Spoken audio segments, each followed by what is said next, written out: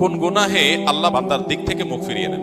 এই বিষয়ে প্রসিদ্ধ একটা হাদিস আছে, নবী সাল্লাল্লাহু আলাইহি ওয়াসাল্লাম বলেছেন, তিন ব্যক্তি এমন আছেন যাদের সাথে কিয়ামতের দিন আল্লাহ কথা বলবেন না, তাদেরকে আল্লাহ তাআলা পবিত্র করবেন না। এই মানুষগুলো যাদের থেকে আল্লাহ তাআলা মুখ ফিরিয়ে নেবেন, তাদের সাথে আল্লাহ কথা বলবেন না, তাদেরকে আল্লাহ পবিত্র করবেন না।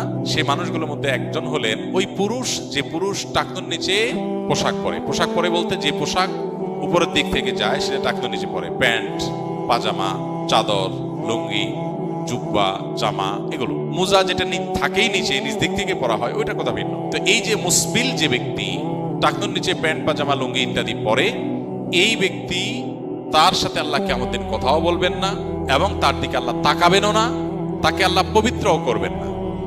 এই তিনটা ভয়াবহতা এই ব্যক্তির জন্য আছে, যে ব্যক্তি টাকনুর নিচে প্যান্ট, পাজামা, লুঙ্গি পরে। আমাদের দেশে অনেকে আছেন মসজিদে নামাজ পড়তে আসলে তখন প্যান্ট ভাঁজ করে। অনেক মসজিদে মুয়াজ্জিনরা মাইকে বলেনও যে টাকনুর নিচে যাদের প্যান্ট আছে প্যান্টগুলো উঠায় নেন। 2 নম্বর হলেন ওই ব্যক্তি, যে ব্যক্তি কাউকে দান করে খোঁটা দেয়, অথবা যাকে দান করেছেন তাকে নানার কথা দিয়ে কষ্ট দেয়। দান করেছেন, আল্লাহর কাছে আশা করবেন এর বিনিময়।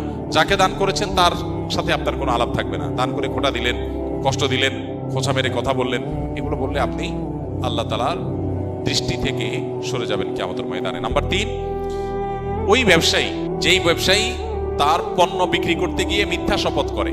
এখন তো ঘরে ঘরে ভাই আল্লাহর কিরা, এটা কিনা পড়ছে এত, ভাই কিনতেও পারে না এত টাকা দিয়া, এটা মিথ্যা কথা। তো এই ব্যবসায়ী যে তার পণ্য বিক্রি করার প্রয়োজনে মিথ্যা শপথ করে ক্রেতাদের সাথে, কাস্টমারের সাথে, তার দিকে আল্লাহ তাকাবেন না, তাকে পবিত্র করবেন না এবং কিয়ামতের দিন আল্লাহ রাব্বুল আলামিন তার সাথে কথাও বলবেন না। আল্লাহ আমাদেরকে এই সমস্ত বদগুণ, খারাপ গুণ থেকে, চরিত্র থেকে হেফাজত থাকার তৌফিক দান।